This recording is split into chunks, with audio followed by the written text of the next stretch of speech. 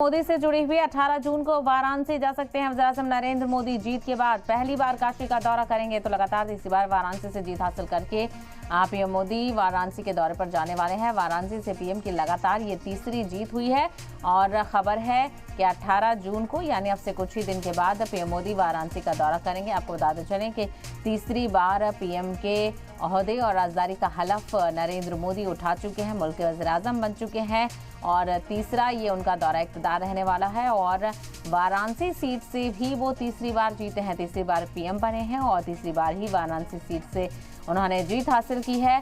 और ऐसे में जीत के बाद अब पहली बार काशी का दौरा पीएम मोदी करने वाले हैं। शानदार इस्तकबाल उनका किया जाएगा, आवाम का शुक्रिया अदा भी करते हुए नजर आएंगे। तो लगातार तीसरी बार वाराणसी से पीएम मोदी जीते हैं, तीसरी जीत उनकी ये है। और आपको बताते चलें कि समाजवादी पार्टी और कांग्रेस अलायंस के उम्मीदवार अजय राय को यहां पर पीएम मोदी ने शिकस्त दी है। हालांकि अलायंस की तरफ से कहा गया था कि पीएम मोदी को शिकस्त का सामना करना पड़ेगा, लेकिन ये मुमकिन नहीं हो सका।